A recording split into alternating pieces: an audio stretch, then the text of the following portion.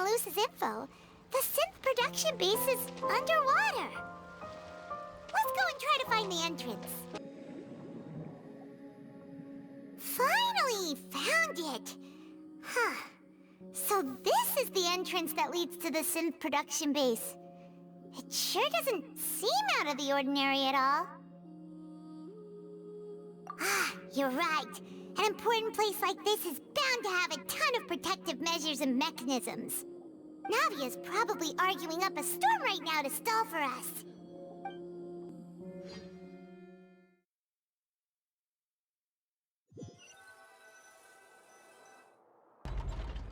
It would appear that I must repeat my question again, Mr. Tartaglia.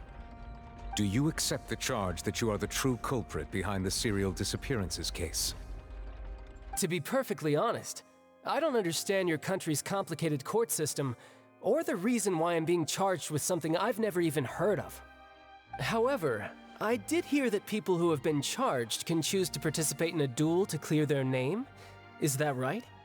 In which case, as long as I accept the charge, I can have an all-out fight with that champion duelist Clorend, right? I've got to admit, that's one of the most enticing offers I've ever received. When I privately sparred with her last time, she was obviously holding back. Real disappointing. Hey! Don't you understand? You're currently the prime suspect for a major case. This isn't the place for you to be looking for fights. Oh? Sounds like the Hydro Archon wants to lecture me on the ways of the Opera House. Then why don't you duel me too? I'm the kind of student that learns best in the heat of battle. No. That's not what I meant. Alas, it would appear that communication with the defendant is going poorly, and we have made very little progress. In that case, let me explain everything from the very beginning again. The goal of this trial is to determine the culprit behind the serial disappearances case. That case had nothing to do with him. You've got the wrong man. Huh? What's going on? Why is she interjecting again? I told you it couldn't be one of the Fatui Harbingers. Miss Navia, this is the second time you've interrupted the court proceedings. I only tolerated your behavior last time because you were able to provide the court with a key eyewitness. But that was an exception rather than standard court protocol. I can very well charge you with contempt of court for your interjections. Oh, please. Did you ever think I had any respect for this place's pointless theatrics? We can put that discussion aside for now. I'm not here to argue with you. I'm here to charge the true culprit behind the serial disappearances case. And if my charges prove true, then Tartaglia here will be proven innocent by default, correct? Oh, a young lady has charged in and offered to clear my name. How fascinating. Well, I'd gotten half bored to death by all these rules and procedures anyway, so I'll take you up on that offer. So, Your Honor, is there nothing else for me to do now? You may take a seat for now in the audience, but that doesn't mean the suspicions against you have been lifted. Now then, Miss Navia, who is the person you would like to charge instead? That person is...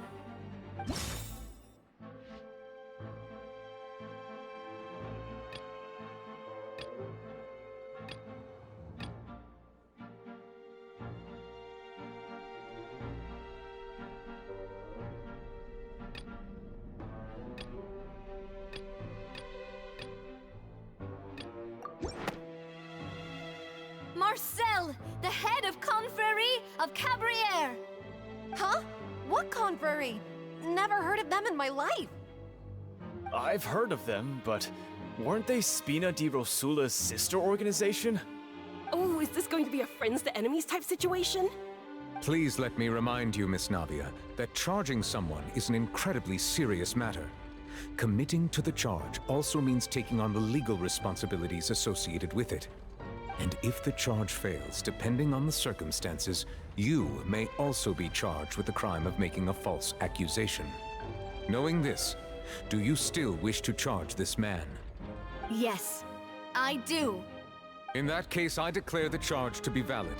Miss Navia and attorneys, please take your places on the court. Members of the guards, please contact Mr. Marcel right away so that he may stand trial.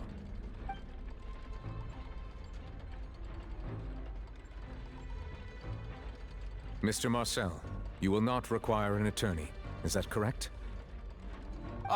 Apologies. It all just happened so quickly. I still haven't figured out what's going on. I think an attorney won't be necessary. This is probably just a misunderstanding between me and Navia. Very well. In that case, since both sides have now arrived, Miss Navia, please present your charges.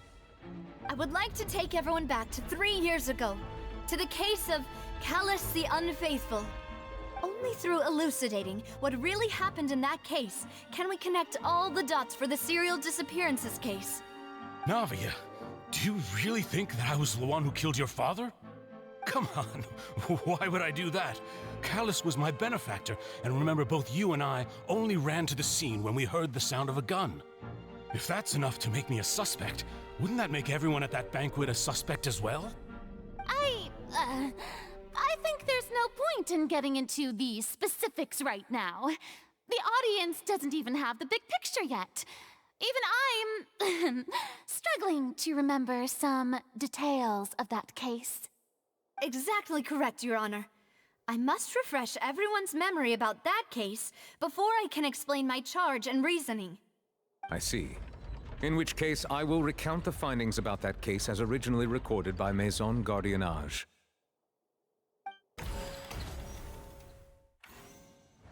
On the day of the murder, Spina di Rosula hosted a large banquet in a countryside estate owned by the Confrérie of Cabrières.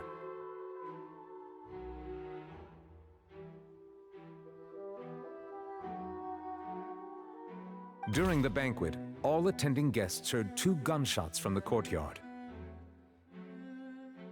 When the guests arrived at the scene, they found the primary suspect, Callus, holding a gun, while his acquaintance Jacques lay dead from a gunshot wound. The guards' investigation did not recover any other firearms from the scene. As a result, they concluded that the suspect's first shot must have missed, while the second must have taken Jacques' life. The suspect did not dispute this conclusion, and also declined to defend himself in court. Instead, he chose to prove his innocence through a duel. Callus was defeated by champion duelist Clarande in the ensuing duel, and soon succumbed to the injuries. These are the known facts about the case.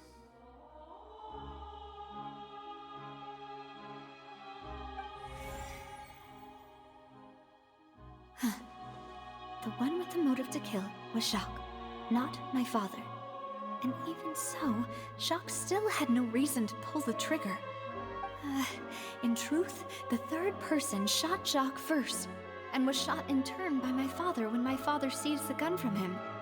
After that, the true culprit turned the third person into water, erasing all traces of him from the scene. Thank you for the summary, Your Honor. Of course, the guard's conclusion appeared quite sensible to us at the time. However, we should revisit the case now that we've gained new information about the abilities of water from the primordial sea.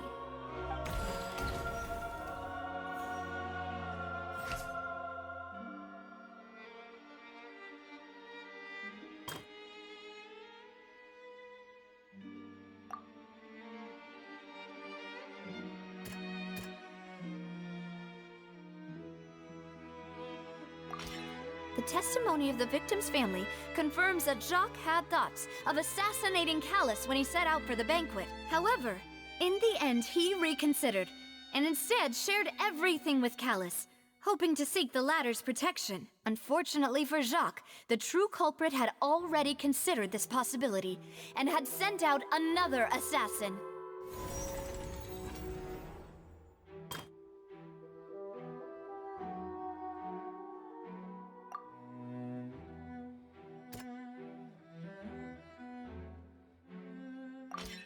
This assassin first shot Jacques, then turned to shoot Callus, only for Callus to wrestle the gun from him and kill him instead.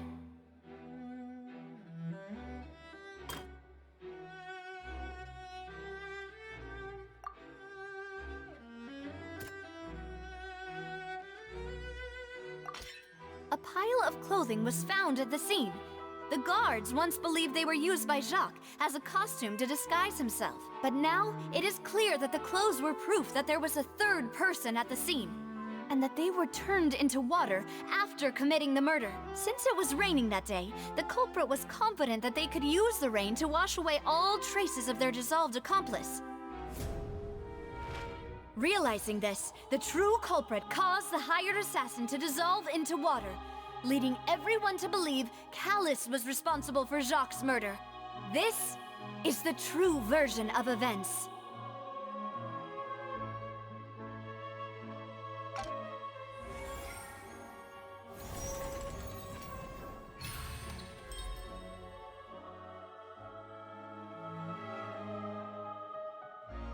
So that's what happened.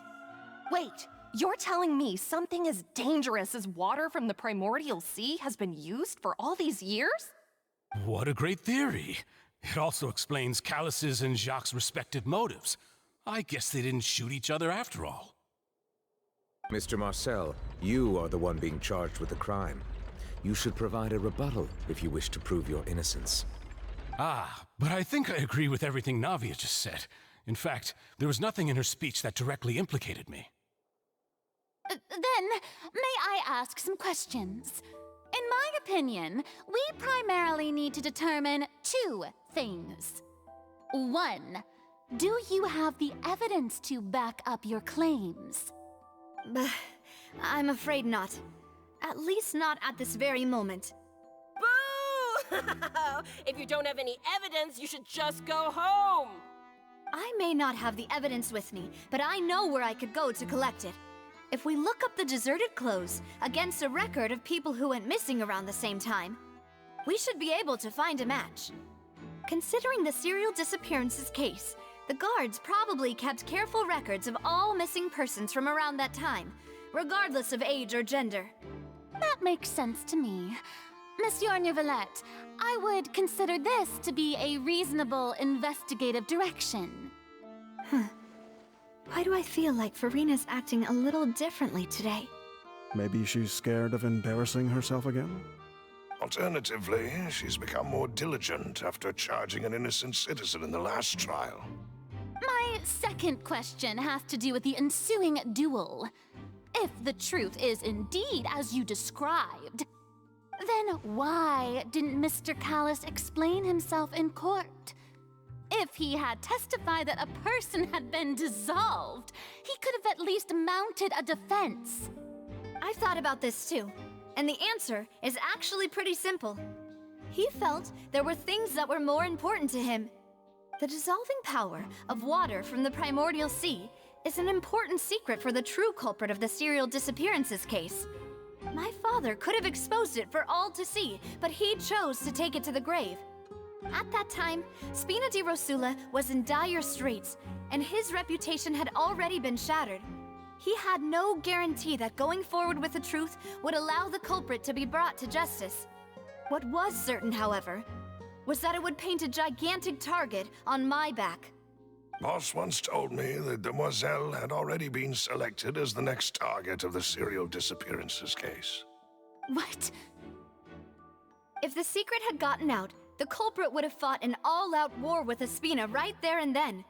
I wouldn't have been the only one in danger. All of us would have stood to lose our lives. Of course, the guards might eventually figure out the truth of the matter and determine that we were in the right. But what good would that do? How can a hollow verdict protect anyone? Had this opera house ever given my father any kind of confidence in its brand of justice, Spina di Rosula would have had no reason to exist. But by staying silent, we retained the ability to deter our opponents and continue the stalemate. I was able to become Spina di Rosula's president, which made me harder to target, as well as giving me more time to grow and learn.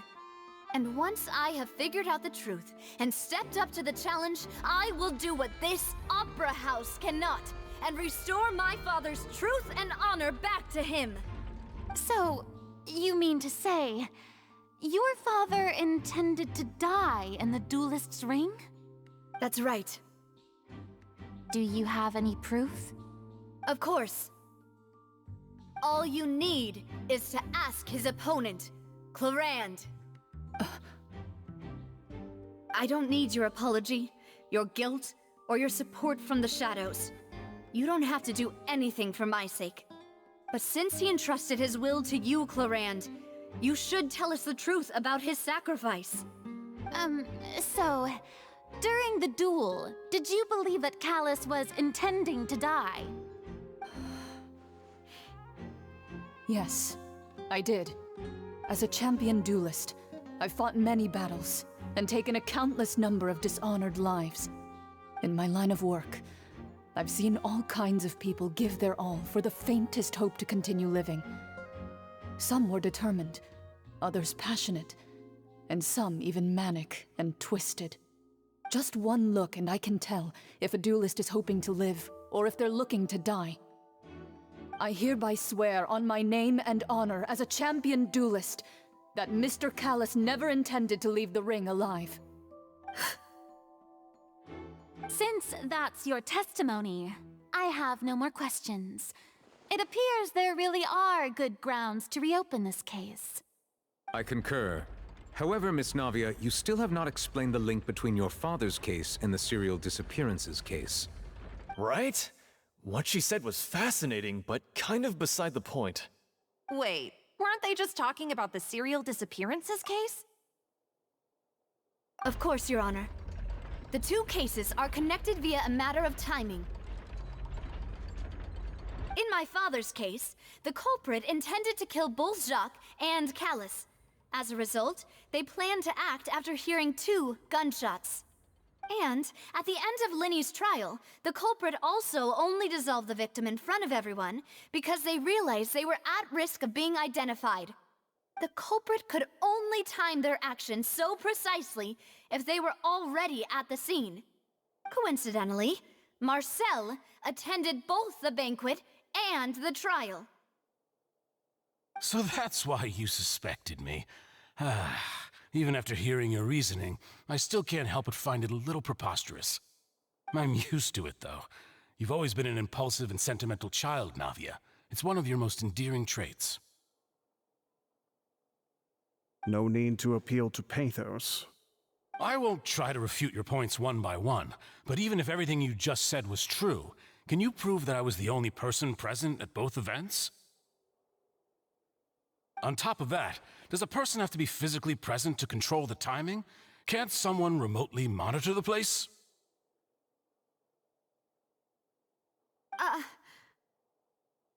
Oof. Don't know what she can say to that.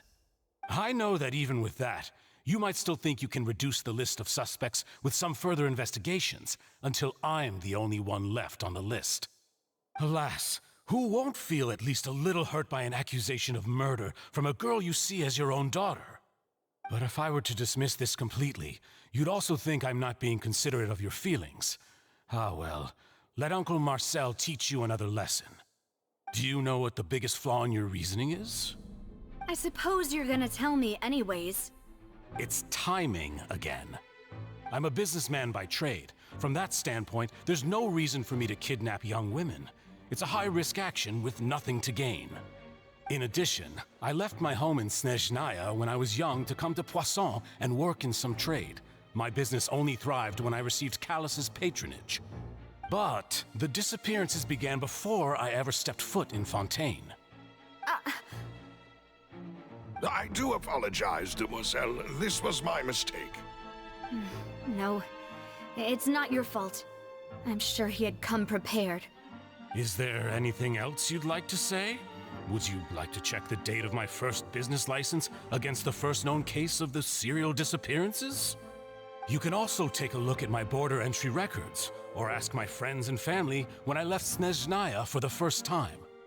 Could those records and testimonies do something to appease the unspeakable anguish in your heart? Seems like she got the wrong guy. At this rate, Navia will be convicted for falsely accusing him. I think you've done a superb job of dissecting your father's feelings as he neared the end of his life. But aren't you going against all of his wishes and expectations right now? He wished for you to become more rational, collected, and conscientious, instead of dwelling only on your own feelings. Once you've learned to be more considerate of others' feelings and to stop rushing headlong into things, you'd have met most of his expectations. This isn't just about me, and it never has been. The biggest difference between me and the rest of the victims is that I still have the ability to search for the truth, while that same agency has long been taken from them. The people whose families were destroyed by synth abuse, the people who lost their loved ones to the serial disappearances, and the people who suffered tragic ends due to their sense of justice. Many people's images are flashing before my eyes. I'm sure some are coming to those of you in the audience as well. And whose image do you see, Marcel? Is it a man named Vacher? Oh, so you do know that name. I'm merely surprised you'd suddenly say the name of someone I've never even heard of. I was waiting for you to say that.